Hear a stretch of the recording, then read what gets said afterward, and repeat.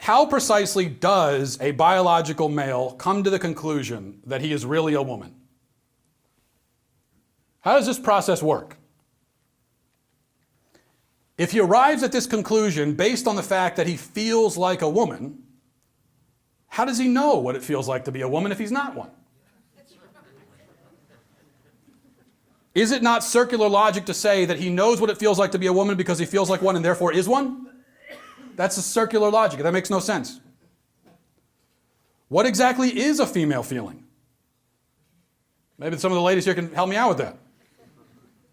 Even if it made sense to speak of female feelings and female thoughts, and even if it were possible for a man to know that he was experiencing one, why would that mean that he is a woman instead of just a feminine man? We used to have those. Those used to exist. The left tells us that gender is a social construct. They reject the idea that women must necessarily have any particular feeling or thought or taste or preference. So if gender is an artificial construct, and our physical features have no bearing on our identity as male, as man or woman, then what the hell is a woman anyway?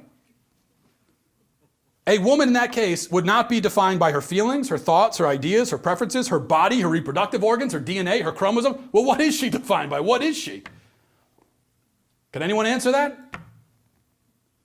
See, when a man says that he's a woman, he's now made it so that that phrase means nothing. It doesn't mean anything to be a woman. He might as well say that he's a who's a what's it or a thingamadoodle. It's just a word. It means nothing anymore. This is the real harm that this transgenderism nonsense has caused.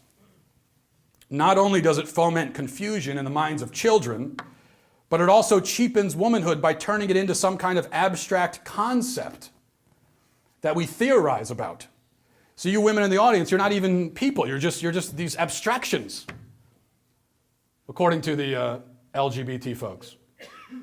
Or, if not that, then womanhood is a costume that you can put on and wear.